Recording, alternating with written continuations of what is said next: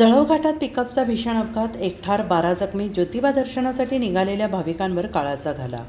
पाटण तालुक्यातील जळगाव घाटात आज सकाळी सुमारे 11 वाजण्याच्या सुमारास पिकअप वाहनाचा भीषण अपघात झाल्याची धक्कादायक घटना घडलेली आहे. ज्योतिबा दर्शनासाठी निघालेल्या भाविकांच्या वाहनाला घाटात अपघात झाल्याने एक जण ठार झाल्याची शक्यता व्यक्त करण्यात येत असून तब्बल 12 जण जखमी झाल्याची प्राथमिक माहिती समोर येते. मिळालेल्या माहितीनुसार अपघातातील जखमींना तात्काळ रुग्णवाहिकेद्वारे तारळी तसेच सातारा येथील रुग्णालयात उपचारासाठी हलवण्यात आले. जखमी सगळेजण कोरेगाव तालुक्यातील हिवरे गावातील असल्याची प्राथमिक माहिती समोर येते. अपघाताचे नेमके कारण अद्याप स्पष्ट झालेले नसून घाटातील वळणावर चालकाचा ताबा सुटल्याने हा अपघात झाल्याची शक्यता वर्तवली जात आहे. स्थानिक प्रशासन आणि पोलीस घटनास्थळी दाखल झाले असून पुढील तपास सुरू आहे. या भीषण अपघातामुळे परिसरात एकच खळबळ उडाली असून जखमींवर तातडीनं उपचार सुरू करण्यात आले आहेत.